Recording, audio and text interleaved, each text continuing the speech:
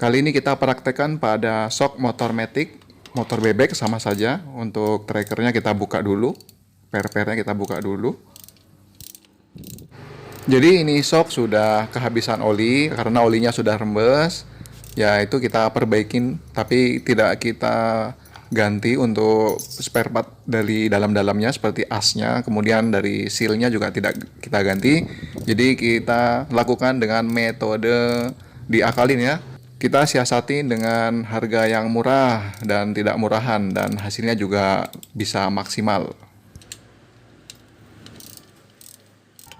Untuk cara membuka shocknya ini agar bisa diperbaikin ya, kita memerlukan alat-alat, beberapa alat ya, mulai dari trackernya, kemudian kunci-kuncinya, supaya pengerjaan kita bisa terbantu dan bisa cepat untuk diselesaikan.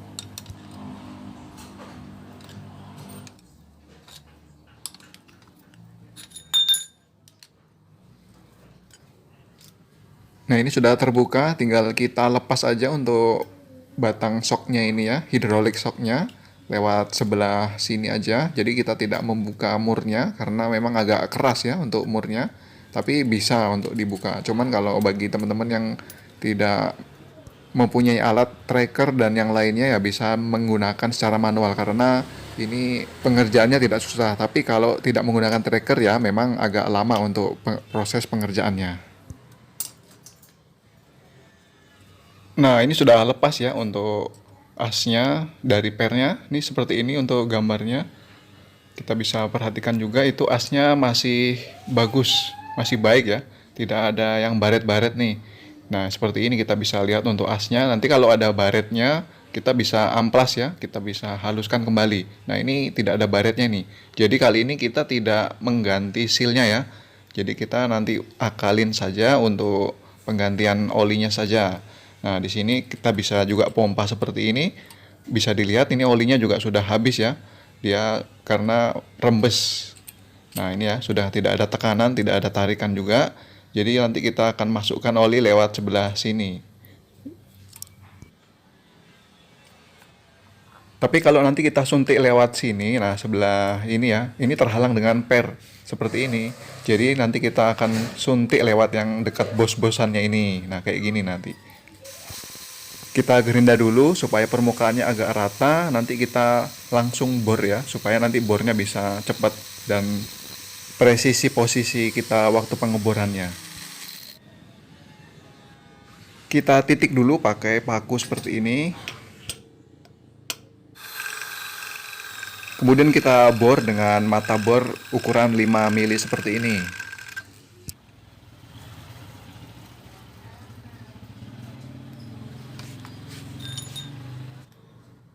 Nah, kita bisa lihat di sini ya, sudah ada lubang di situ. Coba kita buang untuk olinya, sisanya.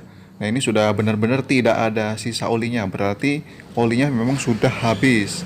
Berarti ini oli shocknya dengan size 8 sampai 10 itu dia sudah merembes lewat as besi di bawah yang tadi stainless tadi ya. Nah, lewat situ, di situ ada sealnya. Kemungkinan karena untuk asnya masih bagus, kemungkinan besar dari sealnya sudah mulai lemah. Jadi makanya olinya sudah mulai habis terbuang. Setelah bolong seperti ini, kita bisa pasangkan mur ini ya, murnya yang kita akan las ke bagian shocknya ini. Nah, seperti ini, jadi mur dengan mur ukuran M6 kita sudah pasang seperti ini, kita udah las seperti ini ya, supaya nanti bisa memudahkan untuk pemasukan olinya. Ini kemudian untuk tutupnya kita gunakan bautnya, kemudian ada murnya untuk pengunci supaya nanti tidak rembes olinya, seperti ini.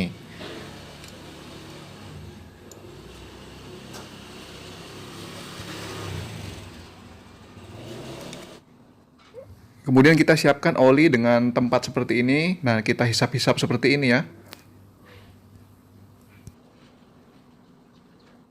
Kita menggunakan oli dengan kekentalan 85W 140. Jadi ini oli Gardan yang kita pakai. Supaya apa? Supaya nanti tidak bisa rembes melalui seal dari bawahnya shock ini ya. Jadi kita akalin biar olinya ini tidak bisa rembes kembali. Kita sudah tahu tadi untuk asnya tidak ada baret, jadi asnya tidak rusak. Jadi hanya kita siasatin dengan mengganti olinya dengan oli yang lebih kental. Di sini kita bisa saja untuk mengganti sealnya kalau dari asnya sudah baret atau dari asnya ini bisa sudah bengkok gitu ya, atau terkena sesuatu yang dia luka, kita bisa sekalian untuk mengganti sealnya. Cuman kali ini ya memang tidak kita ganti sealnya. Kemudian untuk penggunaan oli bisa disesuaikan dengan keinginan. Mau menggunakan oli yang lebih encer juga tidak apa-apa, tapi karena ini kita siasatin, lebih baik kita menggunakan oli dengan pilihan SAE 40 atau 60 atau 90 atau sampai 140 seperti contoh seperti ini.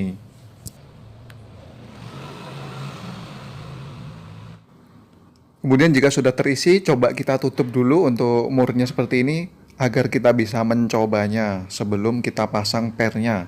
Jadi nanti kita menyesuaikan untuk pengisian olinya beberapa mililiter, karena untuk standarnya ini biasa di sekitar 50 mililiter ya, tapi ini kita isi di 30 mililiter dulu supaya kita bisa tahu untuk tes kekencangan dari compression dan reboundnya. Ini kita coba proses rebound. Nah, untuk tarikannya, wow, berat banget ini ya. Nah, ini udah mantap ini untuk tarikannya ini. Nah, seperti ini ya. Dia sampai balik-balik gitu ya. Agak susah. Ini karena olinya terlalu kental, tapi tidak apa-apa. Cuman kita untuk proses kompresi ini agak enteng nih. Reboundnya berat, tapi kompresinya enteng seperti ini. Ini berarti ditandai adalah masih kekurangan oli ya. Jadi kita bisa tambahin kembali untuk olinya.